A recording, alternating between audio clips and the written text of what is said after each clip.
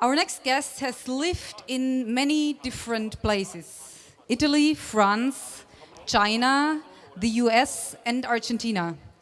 And every time she moved, she struggled with the same issues, which you probably know: getting a visa, finding a place, integrating into society.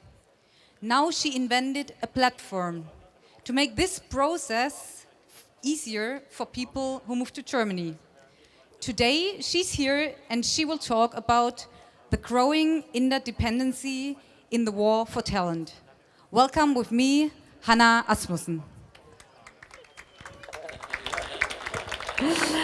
Hello, and thanks for coming out again. I was already thinking about the risk of the rain, so even happier to see all of you here.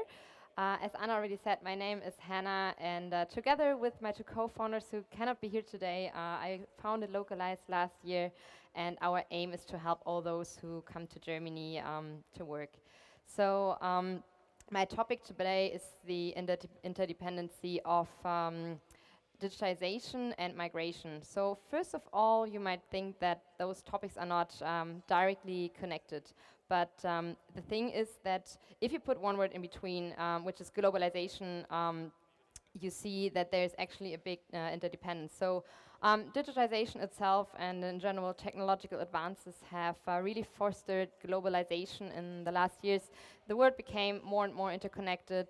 It became a lot easier to talk to people all over the world. This made the world grew closer together, and this again was a big factor in increasing migration.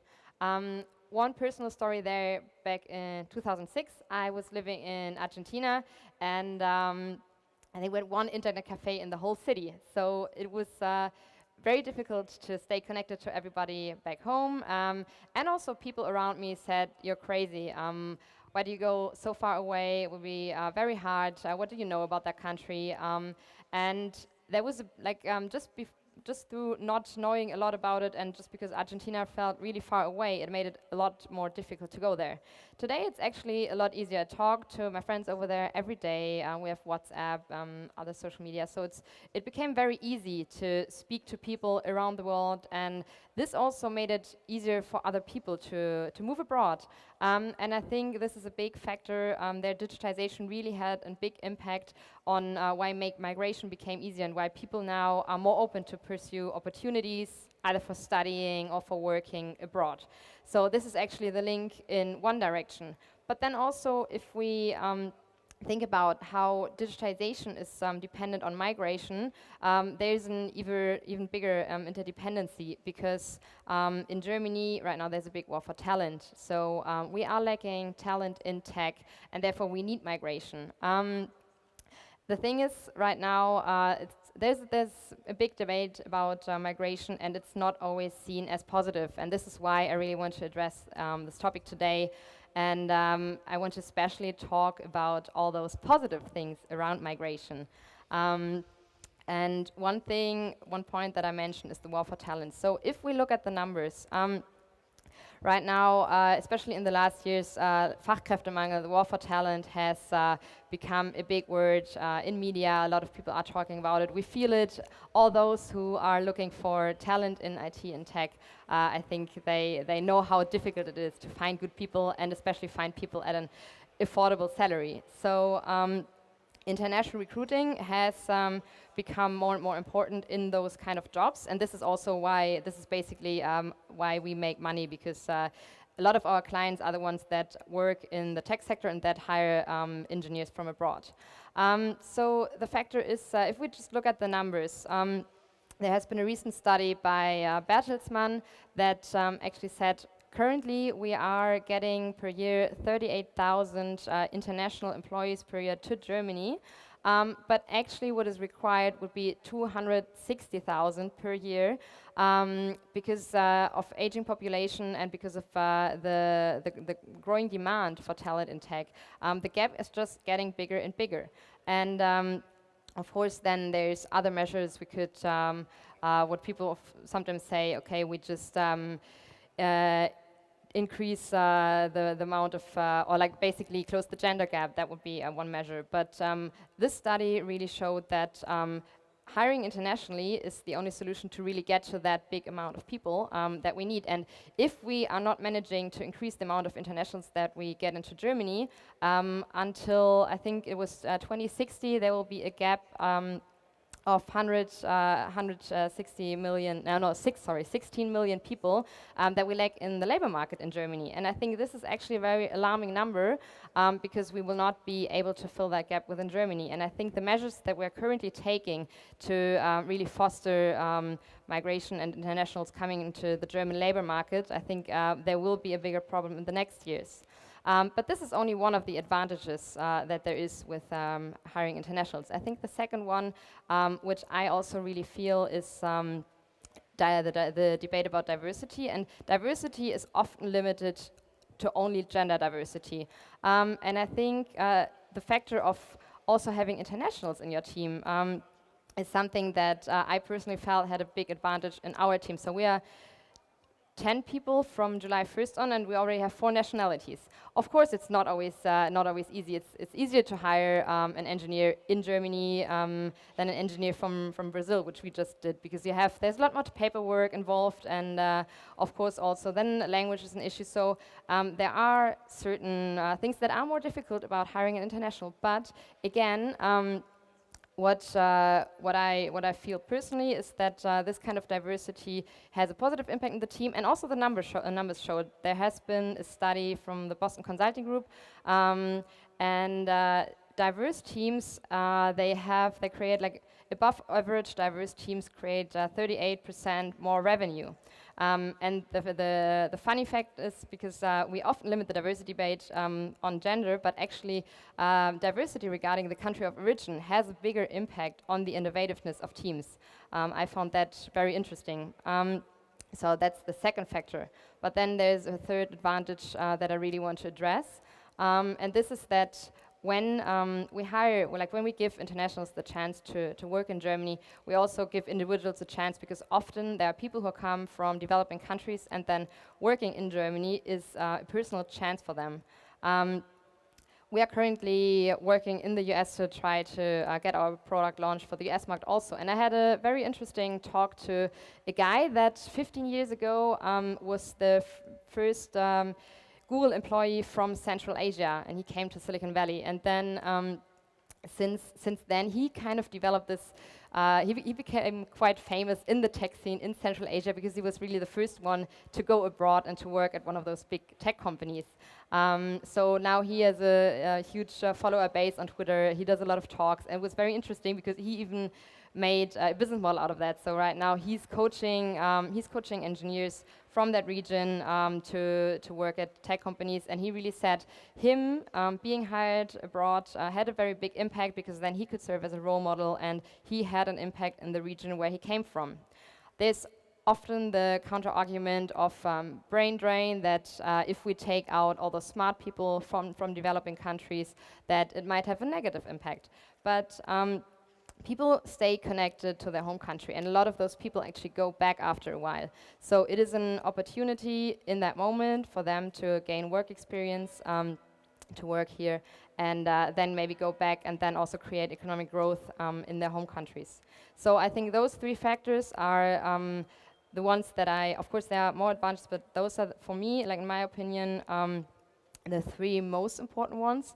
And then when we well, maybe all of you say, well, why are we talking about that? We already know that migration is something good, and then we are in favor of it, we like internationals, but there are 3 main things that 3 main takeaways that I want to maybe talk about, because I think, of course, even though every individual says, yeah, migration is a good thing, I think we have to be more vocal about it, because I once had a discussion with somebody who said, well, but we don't have a problem in Germany, we have a good welcome culture.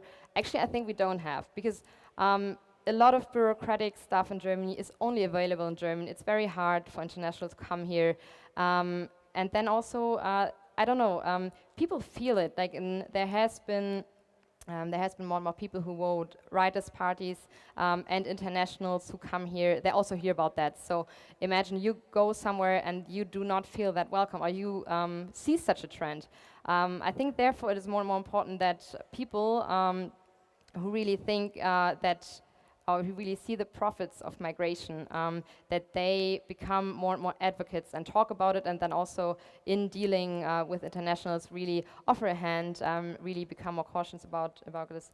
And I think this is one thing that really every individual can do to help us foster migration and create a better frame for that. The second one is actually the companies who are already hire internationals. You benefit from it. I also do that, but I think we can still do more about it. So there has been changes in regulation. More and more companies say that or stress that fact that for fighting war for talent, we need to also improve the regulations about migration. So there has been changes in the legislation, but I think they're coming too slow. And also, if we like the current changes that they are proposing, they're really not that good because it's still really hard. Apply for work permit, etc. It's a long process and it's still quite a big hurdle. So I think the companies hiring internationally have to put more pressure on politics. And then the third one, for me, it was really surprising to see how many companies in Germany still do not hire internationals because they say, all our company language is German. People would not like it if we switch to English. It's just such a hassle. It's just so hard to hire internationals. I really think that there in Germany, even if it's hard, less and less companies will come around it in the next years because of war for talent. So I think better face that fact early on. Like the same then with the gender debate. So it's not that good to wait until there's a quota to start doing measures. And I really think that if you see the benefits and you see what teams can also get out of the diversity that you get into the teams, that there is something that can be done and can be improved. And to close the loop, just coming back at the numbers and the topic that I proposed in the beginning, the interdependency of migration and digitization. So Germany is already lagging behind in digitization. This is also what we see on those slogans over there. I had to laugh a bit because it's actually true. Germany is not doing that well, and I think if we really also improve on the topic of getting international talent here and then really trying to improve that situation, this is actually a big thing that we can do, and I think it's for digitization, even though it's not the most obvious measure, I think it's something that could really have an impact. This is what I believe in. This is also why we created that company, why we work on Localyze, because we want to make that step easier. Thanks for listening. Great timing, once more. Yes. Thank you so much. And when I did some research on you and your company, I already loved the idea. Because it's not only from a business perspective, but also from a personal perspective. Yes. It's just such a useful thing to do. Yeah. And yeah, if you also like the idea and if you're interested in it, then it's now your turn and your time to ask questions to Hanna. Otherwise, I will ask my questions, and mine would be similar to the one which we've had before in the discussion of the first talk. So you've definitely talked a lot about your motivation, and that was totally clear. But I ask myself, how does this product look like? Or how do you, especially when it comes to integration process, like support people with a digital product? How does that work? What do you do? What is the product about? So for me, and also how we had this idea is that whenever I moved abroad, I always felt that it's just about a lack of information and a misfit between the information that you have and your personal situation. So of course, there's a lot of blogs out there and a lot of information you find, but it's just too much and it's never tailored to what you actually need. So this is basically what we do. We have a combination of automation of bureaucratic processes where, for example, in visa, like we tell, depending on the country you come from, we tell everybody what step you have to take to get a visa, the same on the company side. But then again, in all the other categories, which is housing, insurance, banking, we always give information, tell the people how to do the process, but then also connect them to relevant partner offers. So really personalizing the whole process, because otherwise you have a list of 100 to-dos, and not everything is relevant for everyone. And then really seeing, okay, if you come with a family, you have totally different needs than if you come alone and maybe want to rather know where the party is going on. Yeah. So it's mostly about the information, And then you also work with the partners who really apply the help, or Exactly. So, for example, insurances. So the funny thing is, in Germany, there are only, I think, 2 or 3 health insurances that have customer support in English. So we do not even, like, you cannot even suggest the other ones, because it's just simply, I don't know, as an international, if you don't get customer support in English, it's not a very viable solution. And you're already quite limited. Exactly. Yeah, and then really just providing this, or like telling them about the solutions that are suitable for them. Okay. And what about your experiences so far? So are there any examples which you can talk about which were working already? Do you have any big customers already who rely on you and who use your product? Or yeah. So currently we work with, we basically sell the product to companies who use it for their international employees coming here. We have 20 B2B customers. We already relocated about 70 people who completed their relocation process, which is quite a lot of considering that we only started our launch in November, and then relocation usually takes 3 or 4 months. Yeah, currently we're launching the US product, so we want to do the same for the US market.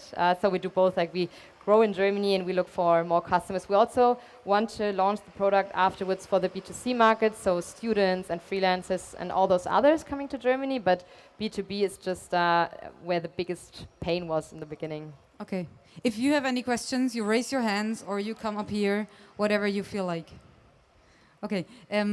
So one more question. I mean, when I got it right, there are 2 aspects of the whole product. So you first of all support people who would have come anyway, and also you maybe motivate other companies to even start getting people from abroad. What was your main interest at the beginning? Did you like try to put energy into both of the fields, or do you concentrate also with your marketing strategies on one of the both? Or so it's mainly like companies who already hire internationally. Of course, we always try to get into the dialogue and then also motivate companies, and that's why also I'm talking about that, to really say, okay, it is a good thing. Maybe just like try it out. We can help you. But we had those discussions in the beginning, and it's really hard if a company is reluctant to that. It takes a lot of change, change of mindset to start the process. So it's really like most of our current customers are the ones who hired internationally anyway. But I think like if you can then show that it can be successful, and if you start talking about it more and more. Then it's just, I hope that there will be an impact and that people actually notice that it's not that hard and not that scary. Okay. And what do you feel is the main challenge? I mean, you support different steps, and we've already talked about visa, translation, information. What do you think? What is the pain point for people coming here? What is the most... I think visa is always visa is the hardest thing to get in, and this is also the one thing that companies worry the most about. So actually, to just get the person here, get them a work permit. But then again, we always say that we want to support people also during relocation and integration, etc. Because it is one thing to get a person here, but then to keep that person happy here, to really get them integrated. I think that's another thing, because then if the person is not integrated, if they're not happy here, they might leave after half a year, and then all your recruiting costs were worthless. So the process you involve them in is not only like going on for half a year, but even longer. Yeah, exactly. So right now we started with the basic topics in the beginning, which is then also banking, housing, etc. But we implement more and more categories. So for now, for example, how to get a mobile phone or like a contract, and then we also want to do maybe like, well, we also do language class, but then finding a fitness studio. And doing all those things that you might not worry about in the first 3 months, but then really when you settle in, you want to get involved in the community and also find your way in your private life, basically. Yeah, I'm sure that is exactly what makes people feel home in Germany. Exactly. And that's your goal, right? Yeah. Yeah. As I said, I'm really a big fan. And I also hope that you enjoyed it. Thank you once more. You also get a bottle of wine. Yay! Because we really appreciate your time. And we will have another break, and I see you in a few minutes. Thank you.